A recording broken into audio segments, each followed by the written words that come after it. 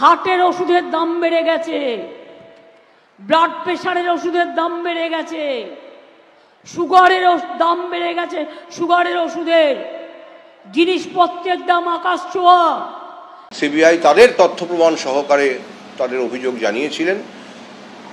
আমরাও কিছু কিছু জিনিস welcome everyone. School service commission recruitment সংক্রান্ত এই মুহূর্তে বিগ ব্রেকিং এবং সুপার এক্সক্লুসিভ আপডেট শেয়ার করব। ইতিমধ্যে কিন্তু আমরা যেটার জন্য অপেক্ষা করছিলাম যে স্কুল সার্ভিস কমিশনের চেয়ারম্যান এবং মুখ্যমন্ত্রী মমতা বন্দ্যোপাধ্যায়ের কিন্তু অফিসিয়াল বক্তব্য চলে এসেছে। ইতিমধ্যে আমরা সকলেই জানি যে কলকাতা হাইকোর্টের কিন্তু ঐতিহাসিক রায়, সুপ্রিম কোর্টের নির্দেশে এসএসসি সংক্রান্ত মামলার চূড়ান্ত রায় দানের জন্য সুপ্রিম কোর্টের নির্দেশে যে ডিভিশন বেঞ্চ তৈরি করে দেওয়া হয়েছিল তার রায় কিন্তু আজকে চলে আসে। সেখানে দেখা যায় প্রায় 26,000-এর মতো চাকরি প্রার্থীর কিন্তু যে নিয়োগ, চাকরি কিন্তু বাতিল হয়ে যায়। অর্থাৎ 2016 সালের পুরো প্যানেলটা, সেখানে নবম দশম, একাদশ দ্বাদশ, গ্রুপ সি, গ্রুপ ডি এবং অর্থাৎ শিক্ষক শিক্ষাকর্মী সমস্ত প্যানেল 2016 সালের পুরো প্যানেলটাকে কিন্তু বাতিল করে দেওয়া হয় এবং সেখানে বলা হয় যে ওএমআর পুনর্মূল্যায়ন করতে হবে, এসএসসি কে নতুনভাবে সিলেকশন পরীক্ষা নিতে হবে এবং এই রায়ের পরে কিন্তু একদম হইচই পড়ে যায় স্বাভাবিকভাবেই। এবং ইতিমধ্যে স্কুল সার্ভিস কমিশনের চেয়ারম্যানের কিন্তু বক্তব্য চলে এসেছে। স্কুল সার্ভিস কমিশনের চেয়ারম্যান পাশাপাশি মুখ্যমন্ত্রী মমতা বন্দ্যোপাধ্যায় কিন্তু সুপ্রিম কোর্টে যাওয়ার কথা বলেছেন। তারা কিন্তু সুপ্রিম কোর্টে যাচ্ছে। পাশাপাশি মুখ্যমন্ত্রী মমতা বন্দ্যোপাধ্যায় 10 লক্ষ চাকরির কিন্তু প্রতিশ্রুতি দিয়েছেন।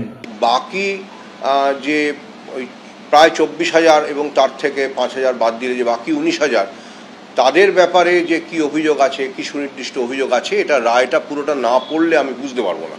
কিন্তু আপাত দৃষ্টিতে মনে হচ্ছে যে খুবই কঠোর একটি রায়, যে যেহেতু 5,000 জনের ব্যাপারে অভিযোগ আপাত দৃষ্টিতে যা জানতে পেরেছি সিবিআইয়ের রিপোর্ট থেকে এখনও, আর তার ভিত্তিতে যেহেতু 24,000 জনের পুরোপুরি নিয়োগ বাতিল হয়ে গেল, এর জন্য আমার মনে হয় যে আমাদের শীর্ষ আদালতের দ্বারস্থ হতেই হবে। এটাই আমার আজকের বলবার উদ্দেশ্য। এডুকেশন সিস্টেমটা তো রাজ্য সরকার পরিচালনা করেন, আমরা সুপারিশ করার দায়িত্বপ্রাপ্ত একটি সংস্থা। আমরা সুপারিশেই বা নিয়োগ, তার সঙ্গে সুপারিশের সঙ্গেই নিয়োগ চলে আসে। এই আসপেক্টেই আমি আপাতত নিজেকে সীমাবদ্ধ রাখছি। আমরা সুপারিশপত্র বাতিলের যে যদি আমাদের রায় হয় যে 24,000 সুপারিশপত্র প্রত্যাহার করবার, বা উনি হয়তো সরাসরি বাতিল করে দিয়েছেন, সেটা দেখতে হবে কি রায়টা হয়েছে। কিন্তু সেটাতে আমি অসন্তুষ্ট বলেই আমি অ্যাপিলের কথা ভাবছি।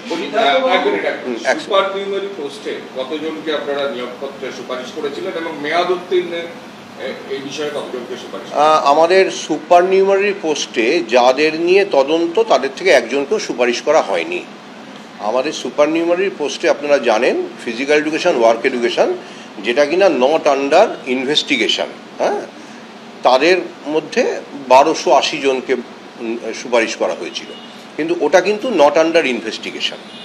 আমাদের group C, group D, class 9, class 10 এই 4টে সেক্টরে যা সুপার নিউমারি পোস্ট ক্রিয়েটেড হয়েছিল, সৃষ্টি হয়েছিল অতিরিক্ত শূন্যপদ, সেগুলো কিন্তু আমাদের একটিও সুপারিশ করা হয়নি। মেয়াদ উত্তীর্ণের ক্ষেত্রে আমাদের নবম দশম এবং একাদশ দ্বাদশে আমাদের যে তথ্য আদালতে আমরা দিয়েছি, তাতে আমরা বলছি যে আমাদের 185 ছিল যাদের র্যাঙ্ক জাম্পিং এবং আউট অফ লিস্ট যেটা বলেছিলাম আমরা, সেটা এভিডেভিডই আমাদের দেওয়া আছে 9, 10 এবং 39, 39 হচ্ছে 11-12 ক্ষেত্রে।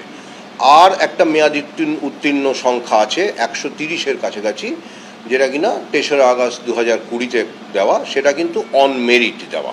এবং পরবর্তীকালে আপনারা হয়তো জানেন যে সিঙ্গল বেঞ্চ, কলকাতা হাইকোর্টের সিঙ্গল বেঞ্চে এই ইস্যুটি নিয়ে দীর্ঘ শুনানির পরে 2 এমন চাকরি প্রার্থী আছেন যে দুজনকে কলকাতা হাইকোর্ট, মানে মহামান্য সিঙ্গল বেঞ্চ, মহামান্য বিচারক বিশ্বজিৎ বসু, তার এজলাসও 2 চাকরি পেয়েছেন।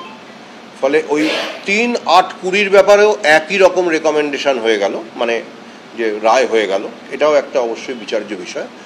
তা যাই হোক, সেটা তো আমাদের দেখতে হবে, পুরোপুরি রায়টা না দেখে বলতে পারবো না। মেয়াদ উত্তীর্ণ তাহলে 185, 39 এবং 130, মোটামুটি 130-এর মতো সংখ্যাটা। বেতন সুদ সমেত ফেরত দিতে বলা হয়েছে, সেটা আমি দেখে, আর এটা তো আমি এক্ষুনি বলতে পারবো না। আমাদের তো রায়ের ব্যাপারে অ্যাপিল থাকবে একটা, আমাদের সব পয়েন্টই কভার করতে হবে, রায়ের বিভিন্ন পয়েন্ট নিয়ে সেটা তো কভার করতে হবে যদি মনে করি সেটা অ্যাপিলেবল।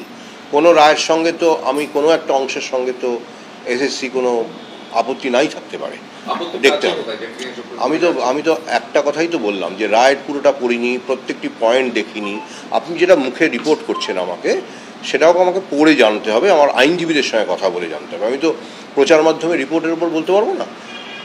আমি যেটুকু বলতে পারলাম সেটুকুই যে সাদামাটা একটা হিসাব যে 5,000 অভিযোগ কেন্দ্রীয় তদন্তকারী সংস্থার পক্ষ থেকে, আর 24,000 মোট চাকুরিজীবী বা চাকরি করছেন, চাকুরিরত। তা তারা বাকি 19,000-এর ক্ষেত্রে যে কি পেলেন মহামান্য আদালত যে বাতিল করবার যোগ্য মনে করলেন, সেটা আমাকে জানাতে হবে। এই একটা হয়েছে, না মন্দির না মসজিদ না গুরুদ্বারা না গির্জা, একটা বিজেপির বিচারালয়। বিজেপি যেটাকে বসে বিচার করে, রাজনৈতিক বিচার, এবং সেখানে বসে বসে অন্য লোকে পিল করলে দেবে তাকে কিল, আর বিজেপি পিল করলে ব্যাস, বিজেপি পিল করলে বেল, অন্য কেউ পিল করলে জেল। এই তো হয়ে গেছে এখানকার এই অবস্থা। আজ নয়, দীর্ঘদিন ধরে চলছে। এটা বিচারপতিদের দোষ নয়, এটা কেন্দ্রীয় সরকারের দোষ। তারা বিজেপির লোক দেখে দেখে এখানে বসিয়েছেন, যাতে তারা বিজেপি পার্টি অফিস থেকে যা বলে দেয় সেই ড্রাফটটা তারা করে দেয়। কি করবেন? আমায় সাজা দেবেন? ডিফামেশন করবেন? আমি তৈরি। জেলে পাঠাবেন? আমি তৈরি। কারণ মানুষের কথা বলবার জন্য আমায় যদি শাস্তিও নিতে হয়, আমি মাথা পেতে নেব। কিন্তু তবু মনে রাখবেন, পরিবার যদি বিপদে পড়ে, তার পাশ থেকে আমি সরে দাঁড়াবো না। তো এই ব্যাপারে তোমাদের মতামত তোমরা জানাতে থাকো। পাশাপাশি পরবর্তী ভিডিওগুলির জন্য এখনই সাবস্ক্রাইব করো, পাশে থাকা বেল আইকনটা অবশ্যই প্রেস করো এবং ভিডিওটি প্রচুর শেয়ার করে দাও। সবাইকে অসংখ্য ধন্যবাদ।